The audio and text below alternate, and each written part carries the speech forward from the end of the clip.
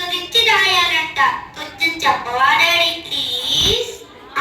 జవాన్ అంటే tissue tissue army వాళ్ళు కదా, మరి కిసాన్ అంటే డాడీ ఎప్పుడు వెళ్ళలేదు.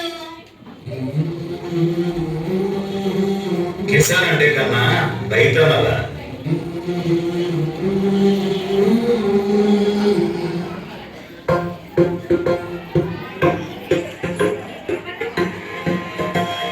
ఇదే కదా నీ కదా, ముగింపులేని వయసగా సాగరా.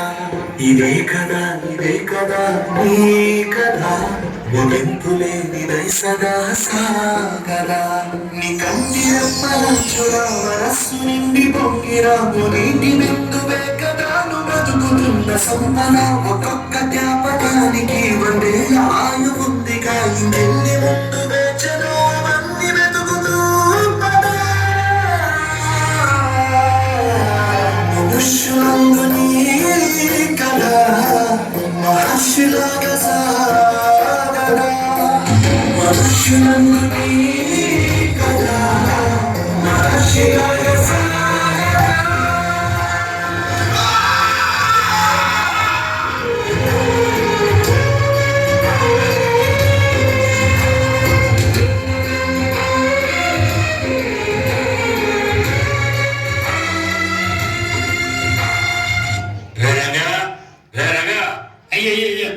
మీరు ఇచ్చినట్టయ్యా పవన్ డబ్బులు ఎప్పుడు అవనివ్వలేదు.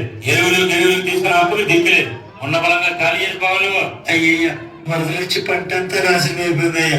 ఈ భూమిని నమ్ముకుని బ్రతుకుతున్నాం. కొంచెం గడువు ఉండయా, నా తల తాకట్టు పెట్టాడా.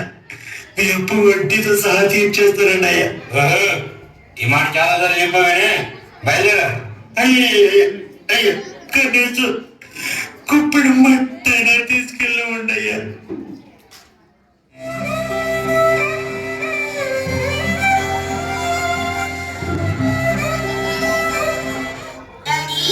అన్నం పెట్టే రైతు ఎందుకు చచ్చిపోతున్నాడు డాడీ?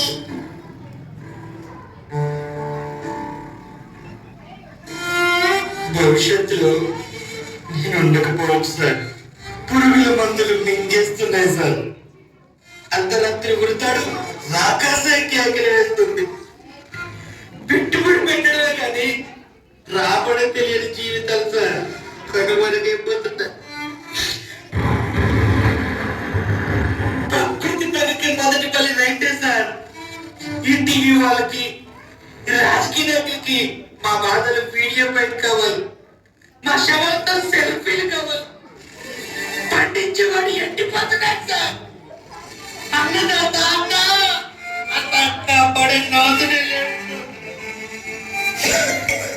కరోనాకు భయపడి ఇంట్లోనే కూర్చున్నారే.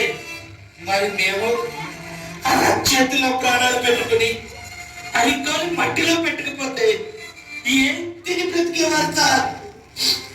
ఒక్కసారి ఆలోచించండి సార్. ప్రపంచంలో రైతు అంతరించిపోతే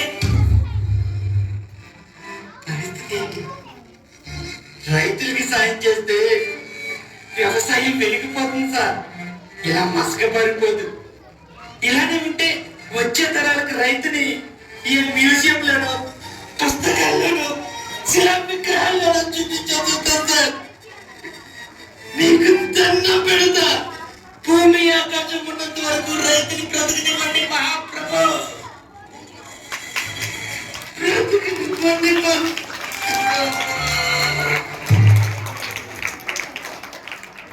నిజంగా రైతన్న లేకపోతే మనం లేం కదా. రైతన్నను బ్రతికించుకుందాం పద్ద డాడీ. మనతోనే స్టార్ట్ అవ్వాలి.